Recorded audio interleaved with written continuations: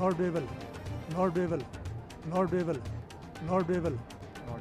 अंग्रेज ने बनाया भारत का संविधान, अंग्रेज ने बनवाया बनवाया जी।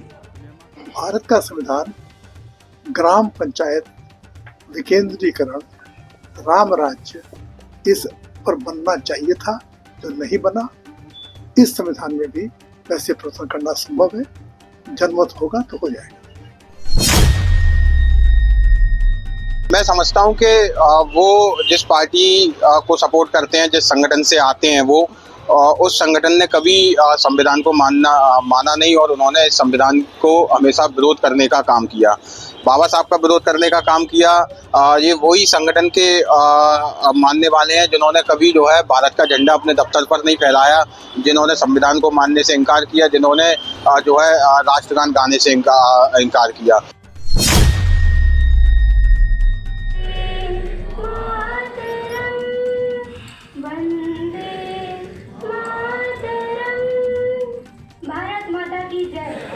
ग्वालियर में एकात्म मानव दर्शन की हीरक जयंती के आयोजन के मौके पर कार्यक्रम के मुख्य वक्ता और पूर्व सांसद महेश चंद्र शर्मा ने भारत के संविधान को लेकर बड़ा बयान दिया है। उनका कहना है कि भारत के संविधान के निर्माता ना तो डॉक्टर भीमराव अंबेडकर हैं और ना ही BN राव। उनका यह भी कहना है कि भारत के संविधान का निर्माण गांधी जी की मंशा के अनुरूप नहीं हुआ है, क्योंकि जिस तरह से महात्मा गांधी ने ग्राम स्वराज के तहत संविधान की परिकल्पना की थी, यह संविधान में कहीं दिखाई नहीं देती। अंग्रेजी शासन काल में वायसराय लॉर्ड वेवेल के कहने पर BN राव द्वारा तैयार किए गए प्रारूप को संविधान सभा में डॉक्टर भीमराव अंबेडकर ने विद्वत्तापूर्ण तरीके से पेश किया, जो कि ऐतिहासिक है। उनका यह भी कहना है कि डॉक्टर भीमराव अंबेडकर और BN राव में किसी तरह का मतभेद नहीं है। हमें अपने महापुरुषों को छोटा करके नहीं देखना चाहिए। दरअसल जब संविधान बना उस समय भारत की आज़ादी की कल्पना भी नहीं थी। अंग्रेज़ों ने अपने राजकाज को सुचारू रूप से चलाने के लिए संविधान का निर्माण BN राव से करवाया। बीच में घटनाक्रम कुछ ऐसा हुआ कि अंग्रेज़ों को देश छोड़कर जाना पड़ा। उसके बाद जो संविधान पराधीन और अखंड भारत के लिए बनाया गया था, जिसे विभाजित भारत में लागू कर दिया गया।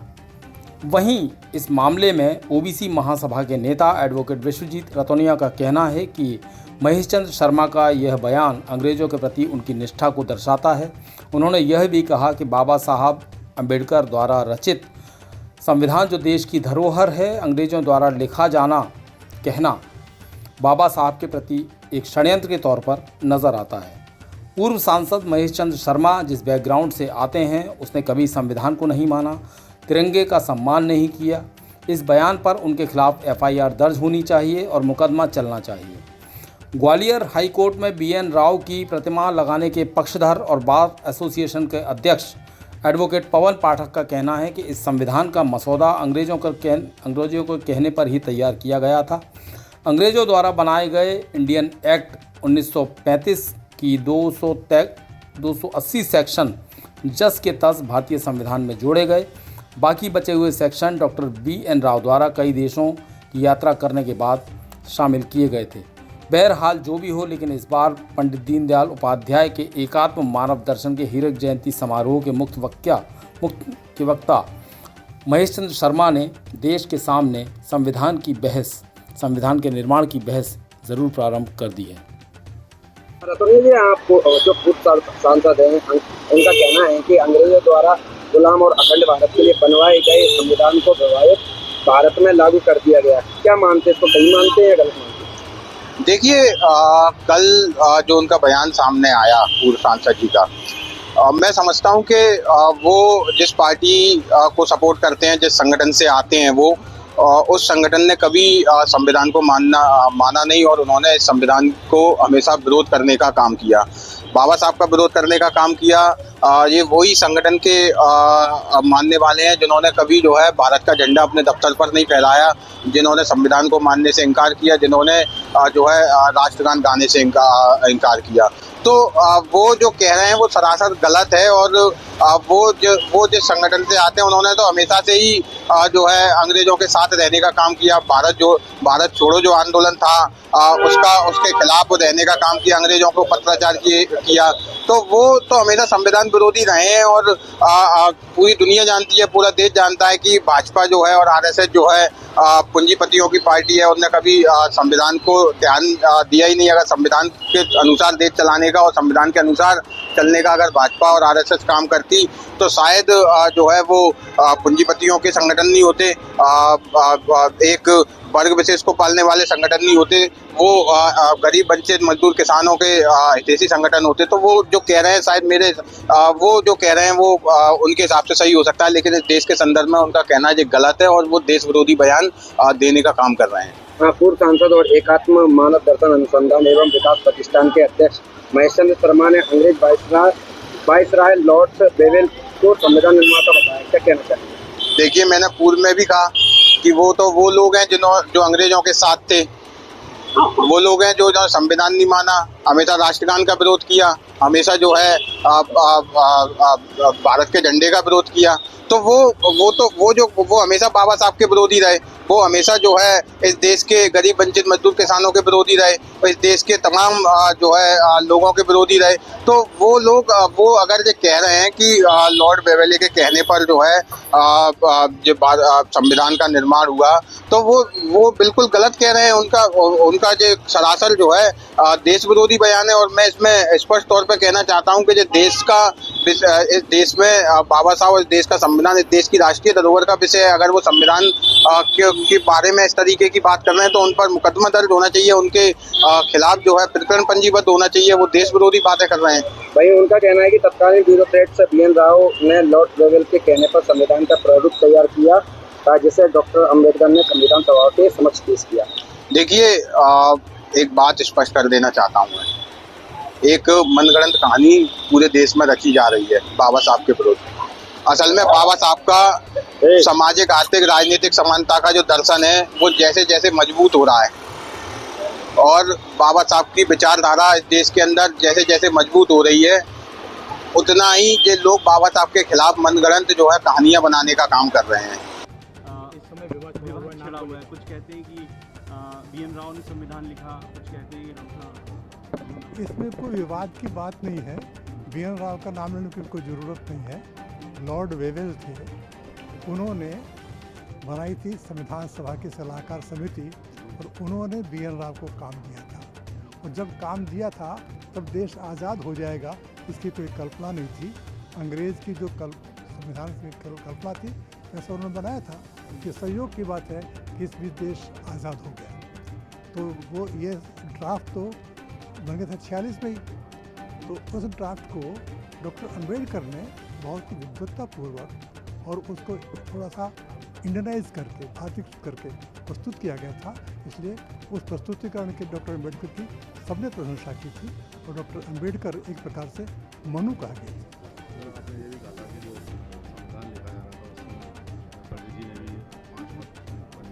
लिखे थे ऐसा था, आप पढ़ेंगे तो भारत की संविधान सभा वह संविधान नहीं बना सकी जो वह बनाना चाहती थी, क्योंकि सभी लोगों ने तब कहा था कि हम तो 30 साल से गांधी जी के पीछे ग्राम स्वराज्य के लिए हैं, तो ग्राम स्वराज्य कहाँ है?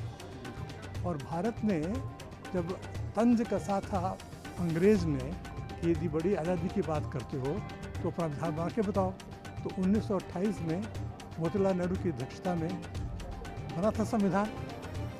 असली संविधान निर्माता कौन है आपकी नज़र में, BN राव या Ambedkar? Wavell, Lord Wavell. Lord Wavell अंग्रेज ने बनाया भारत? अंग्रेज ने बनवाया बनवाया जी। निर्माता अंग्रेज है, निर्माता भारत की संविधान सभा है। ऐसा होता है, शुरुआत कोई करता है, अंत कोई करता है। शुरुआत लॉर्ड वेवेल ने की और अंत भारत की संविधान सभा ने की। पंडित जी ने जो सुझाव रखे थे वो भी अब समाहित होना चाहिए संविधान। ऐसा है कि समाहित होने में कोई खास बात नहीं, इसलिए संविधान इतनी बार प्रस्तुत हो चुका है। इस संविधान की अच्छाई ये है कि यह संशोधित होने से मना नहीं करता और इसलिए जो विचार किसी के भी हैं, जनता उसके साथ हो जाए तो बोला जा सकता है। डॉक्टर साहब एक और सवाल है आपसे, पकौड़े तलने को भी बेहतर रोजगार बताया है प्रधानमंत्री मैंने तो नहीं बताया। आप वक्तव्य मैंने तो कहा कोई भी काम ऊंचा और नीचा मानना ये एक मानसिक दोष है और हमारी जाति व्यवस्था को इसीलिए निंदित किया गया वो ऊंच नीचवादी है।